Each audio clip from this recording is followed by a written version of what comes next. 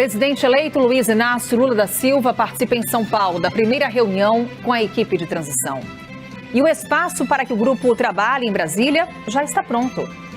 Apoiadores do presidente Jair Bolsonaro atacam policiais rodoviários federais que atuavam para desfazer bloqueio ilegal de estrada no Pará e ferem um agente.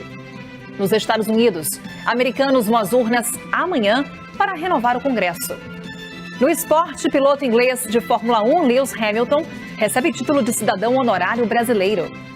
E o técnico Tite anuncia os 26 jogadores que vão representar o Brasil na Copa do Mundo do Catar.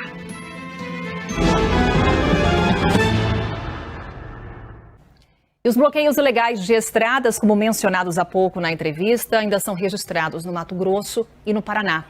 No Pará, um grupo de apoiadores do presidente Jair Bolsonaro, que interditavam um trecho da BR-163, no sul do estado, atacou policiais rodoviários federais.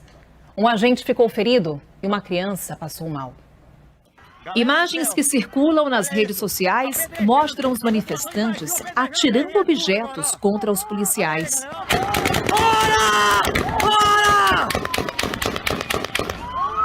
Em entrevista à CNN, o coordenador-geral de comunicação institucional da PRF disse que essa é a primeira vez que uma arma de fogo foi usada contra policiais que atuavam para desfazer um bloqueio.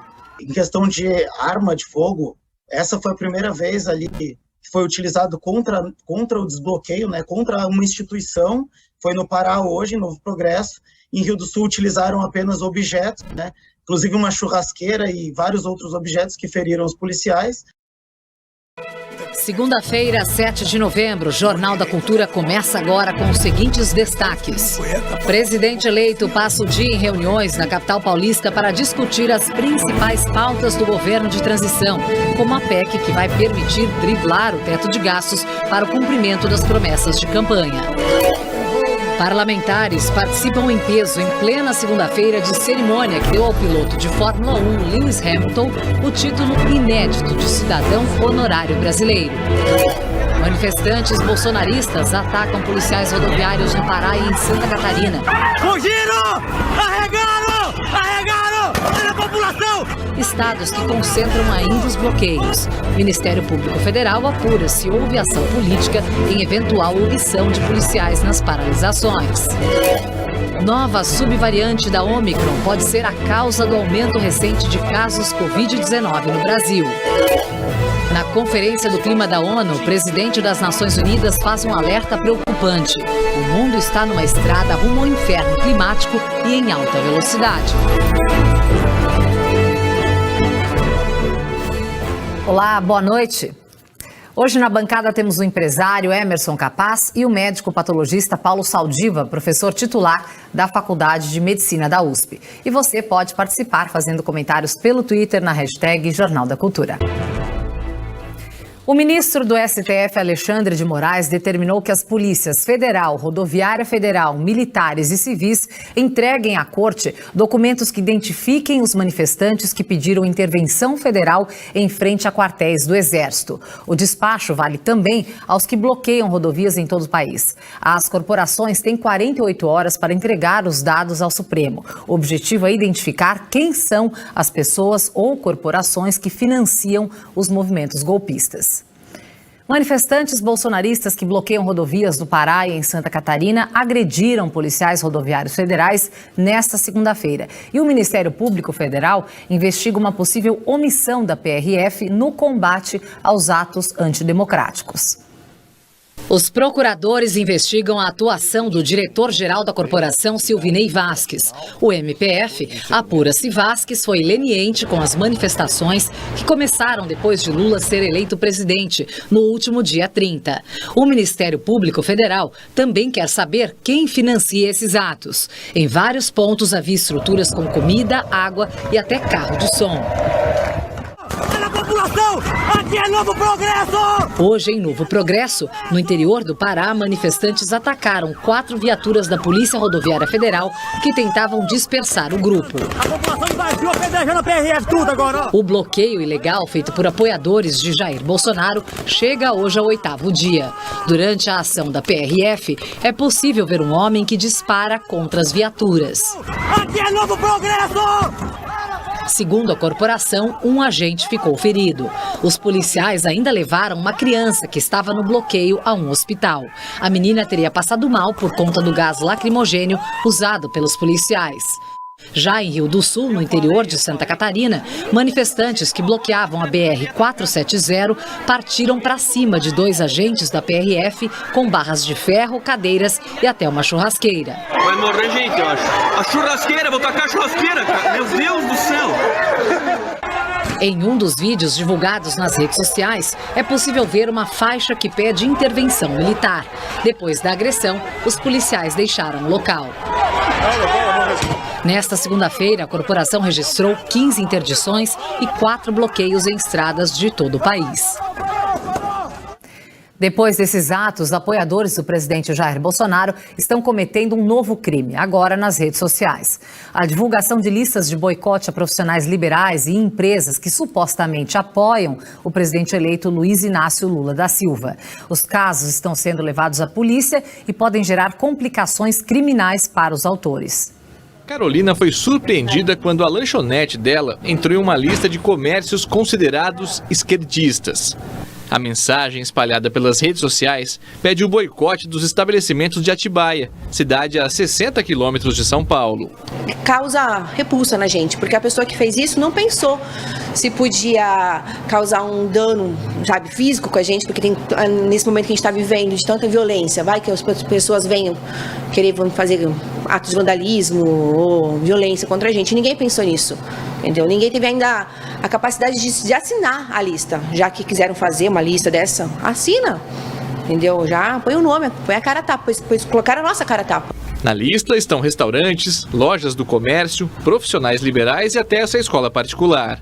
Intrigante, no mínimo, a gente vivenciar isso e na época que nós estamos, depois de tudo o que a humanidade já sofreu por radicalismos. A Ordem dos Advogados do Brasil, em Atibaia, divulgou uma nota de repúdio ao que chama de atos inconstitucionais.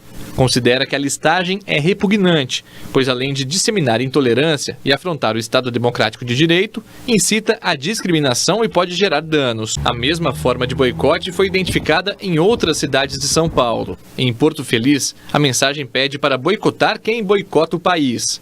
Em Buri, um comerciante diz que quem não veste amarelo deve ser expurgado do convívio.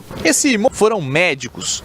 No Rio Grande do Sul, até a APAI entrou na tentativa de boicote. A Associação de Pais e Amigos dos Excepcionais de Ijuí repudiou a inclusão na lista e afirmou que está adotando as medidas legais para que os responsáveis respondam civil e criminalmente. Esta advogada está na lista de boicote de Casca, cidade a 280 quilômetros de Porto Alegre. Aqui, a campanha incentiva eleitores a identificarem o voto com uma estrela, em alusão ao Partido dos Trabalhadores. A medida lembra o que foi feito na Alemanha nazista para identificar comerciantes judeus. Há 13 dias da Copa, Tite convoca a seleção que vai em busca do Hexa. Daniel Alves na lista causa polêmica. Uma surpresa é Gabriel Martinelli. Dos 26 convocados, apenas 3 jogam no Brasil. Na segunda parte da entrevista exclusiva com Neymar, o camisa 10 fala de racismo e dos principais adversários na Copa. Espanha, Alemanha, Argentina, França. A transição de governo. Lula deve ter primeiro encontro amanhã com o presidente da Câmara em Brasília. Assassino da atriz Daniela Pérez é enterrado em Belo Horizonte. Ex-deputada Flor de Lis começa a ser julgada pela morte do marido. Desafio da Conferência do Clima da ONU: financiar energia limpa para países pobres. Polícia persegue dentro do mar suspeito de roubo que tentava fugir. Ex-goleiro Leão tem furtadas joias avaliadas em 20 milhões de reais. Lewis Hamilton recebe título de cidadão honorário do Brasil. Piloto já fica por aqui para disputar o GP São Paulo, que a Band transmite neste domingo. Luzes no céu intrigam pilotos entre Belo Horizonte e Porto Alegre. São 3 luzes girando em espiral entre elas aqui, bem forte. O Jornal da Band está no ar.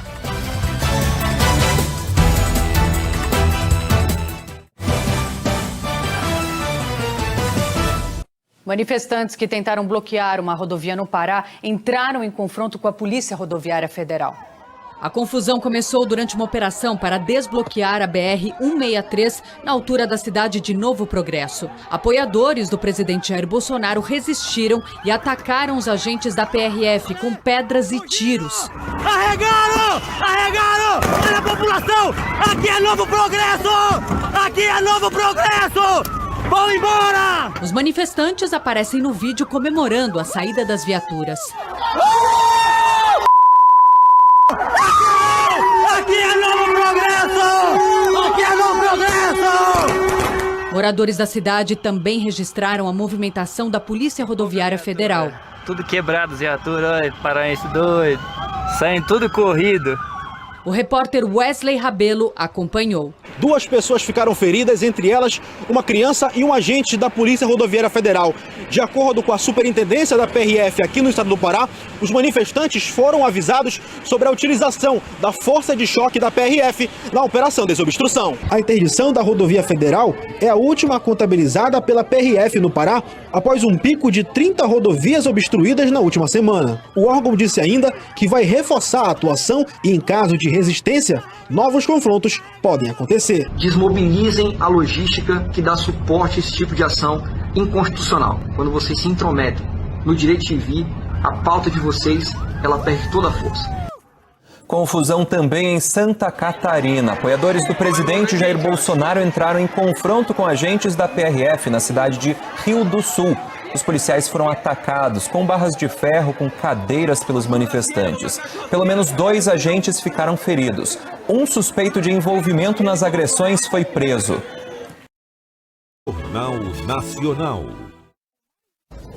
Boa noite. Boa noite. Segundo dia da Conferência do Clima da ONU. Diante de representantes de quase 200 países, o secretário-geral Antônio Guterres diz que o mundo está com o pé no acelerador no caminho para o inferno climático. Médicos alertam mulheres para um exame que não é capaz de detectar o câncer de mama.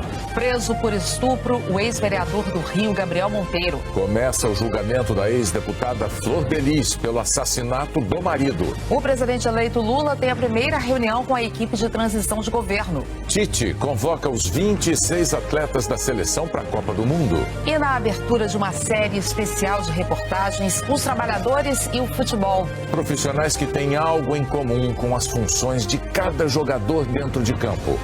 Dentro de 1 minuto, no Jornal Nacional. Uma nova denúncia de estupro levou à prisão do ex-vereador do Rio de Janeiro, Gabriel Monteiro. A decisão da 34ª Vara Criminal do Rio determinou a prisão preventiva do ex-vereador do PL por estupro.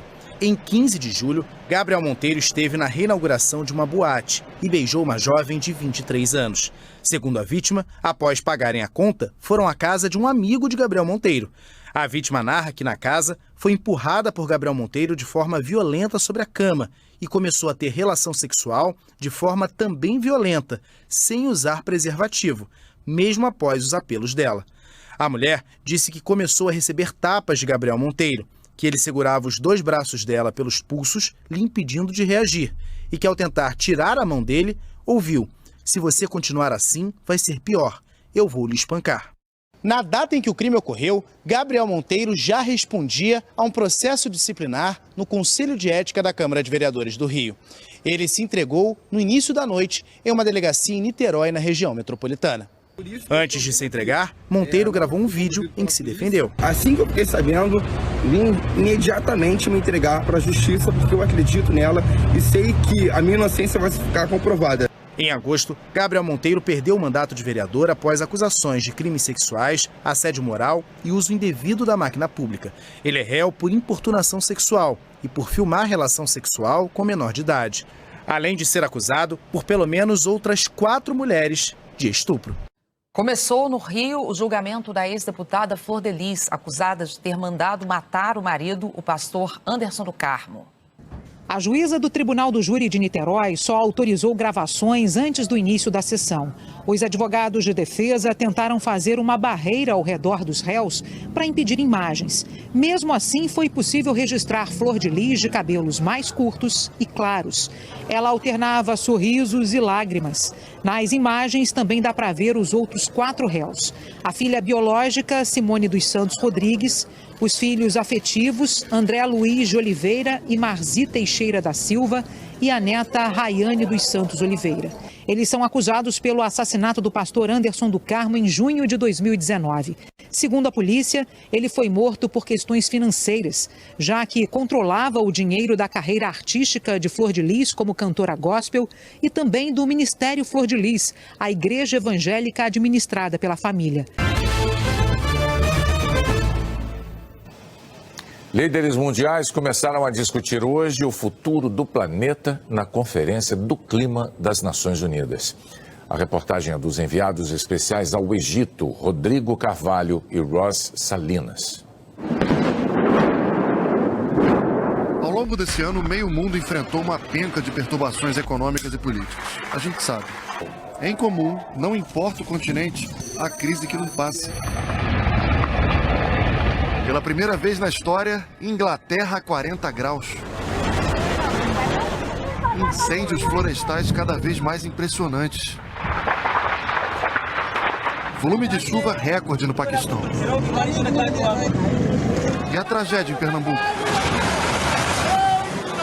It is so decided.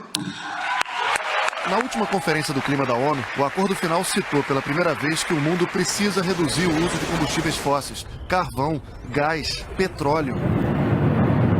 O Brasil se juntou a países que assumiram também outros compromissos, como diminuir a emissão de gás metano e zerar o desmatamento até 2030. Por enquanto, tudo é só promessa.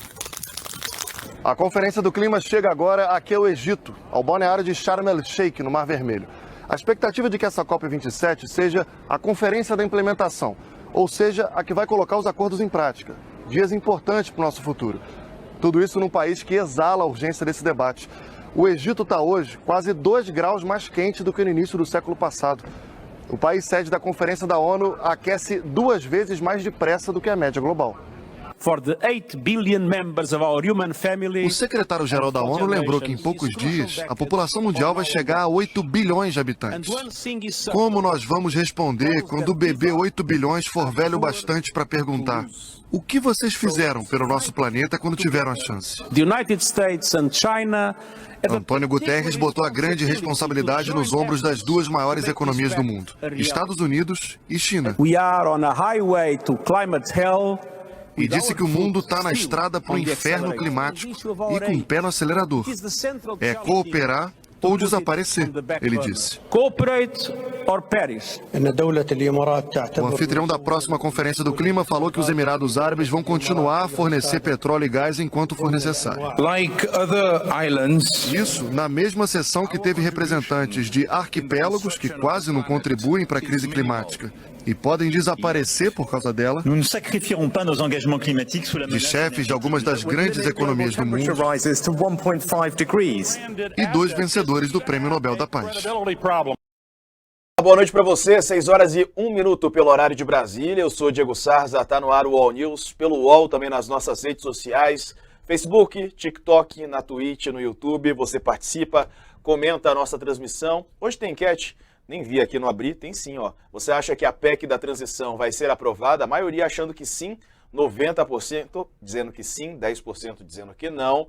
Vote aí, já eu trago o resultado da nossa enquete. A PEC está sendo bastante discutida, não é uma possibilidade de ampliar, furar o teto de gastos, a imposição fiscal, para garantir algumas promessas de campanha, entre elas o Auxílio Brasil ou Bolsa Família, vai voltar a se chamar Bolsa Família, no valor de R$600, uma das promessas da chapa de Lula e de Alckmin para essa eleição agora de 2022.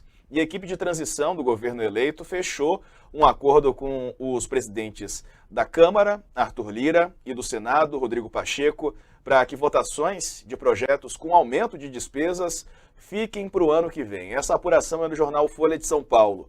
Um dos objetivos de Lula com isso é viabilizar justamente a PEC da transição, no menor valor possível, né, para que haja o menor custo. Assunto para nossa entrevista com o deputado federal Paulo Pimenta, que faz parte da equipe de transição. O Chico Alves participa da entrevista. Uma ótima noite aos dois. Os pingos nos is. Jovem Pan. Muito boa noite para você, 18 horas em São Paulo, seja muito bem-vindo, já estamos no ar, começa aqui mais uma edição de Os Pingos nos Is. Hoje, segunda-feira, dia 7 de novembro de 2022, estaremos juntos aqui até às 8 da noite com José Maria Trindade, Paulo Figueiredo, Fernão Lara Mesquita e nosso comentarista convidado, Coronel Telhada. Vamos aos destaques do programa de hoje. Manifestações completam uma semana e acumulam mais de 1.000 intervenções pelo país. Elon Musk se compromete a analisar casos de brasileiros banidos do Twitter. E mais 2 deputados estão com as contas suspensas na plataforma. Isso e muito mais para você agora aqui em Os Pingos nos Is. Opinião. Hora de colocar os pingos nos is.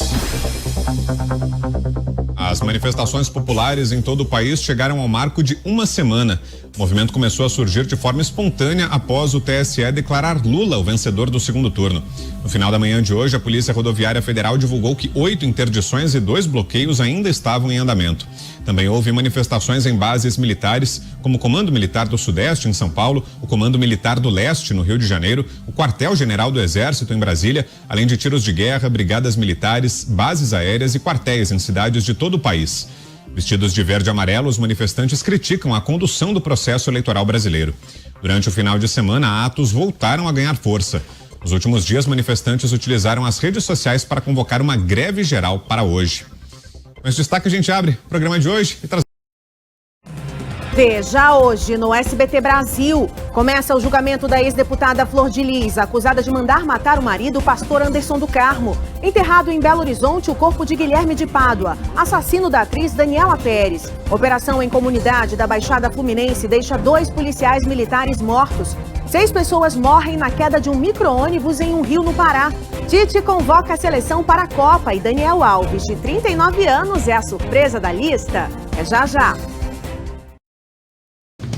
Olá, boa noite. Boa noite, seja bem-vindo ao Rede TV News. Morreu em Belo Horizonte Guilherme de Pádua, assassino confesso da atriz Daniela Pérez. O ex-ator tinha completado 53 anos na semana passada. Guilherme de Pádua foi velado na Igreja Batista da Lagoinha, onde ele era pastor há 5 anos na capital mineira. Amigos e familiares fizeram uma homenagem na saída do corpo. O pastor foi vítima de um infarto fulminante dentro de casa. Horas antes da confirmação da morte, a atual esposa, Juliana Lacerda, havia postado uma foto do casal durante um culto na manhã de ontem. Praticou aquilo que ele praticou de uma forma tão triste, tão terrível. Então, ele teve que pagar pela pena, pagar o que ele fez. Ele ficou preso durante anos e anos e anos. Mas quando ele estava na prisão, ele ouviu de Jesus. Ele passou a conhecer o Evangelho. E ele experimentou a graça da salvação. Guilherme de Pádua e a ex-mulher Paula Nogueira Tomás assumiram o assassinato de Daniela Pérez, filha da autora Glória Pérez, em dezembro de 1992. A atriz foi vítima de uma emboscada planejada pelo casal e morreu após ser atingida por 20 golpes de tesoura. O corpo foi encontrado em um matagal em Jacarepaguá, na zona oeste do Rio de Janeiro. O julgamento só aconteceu 5 anos depois do crime, em 1997. O casal foi condenado por homicídio duplamente qualificado com motivo torpe e impossibilidade de defesa da vítima. Os dois pegaram a mesma sentença, 19 anos de prisão, mas por causa do bom comportamento e trabalho na cadeia, eles cumpriram apenas 7 anos em regime fechado. Veja agora outros destaques desta edição. A Justiça do Rio de Janeiro decretou a prisão preventiva do ex-vereador Gabriel Monteiro. Ele é acusado de estupro. O presidente eleito Luiz Inácio Lula da Silva se reuniu com a equipe de transição pela primeira vez. Na pauta, o ajuste de orçamento para tentar cumprir promessas de campanha. A um dia da eleição legislativa nos Estados Unidos, mais de 40 milhões de americanos já votaram. Todas as 435 vagas para deputados federais estão em disputa. Copa do Mundo, Tite divulgou os convocados da seleção brasileira. Entre os 26 que vão em busca do Hexa no Catar, estão Daniel Alves e Pedro. A Receita Federal começou a maior operação de combate à venda de produtos contrabandeados do Brasil. A ação se concentra na cidade de São Paulo.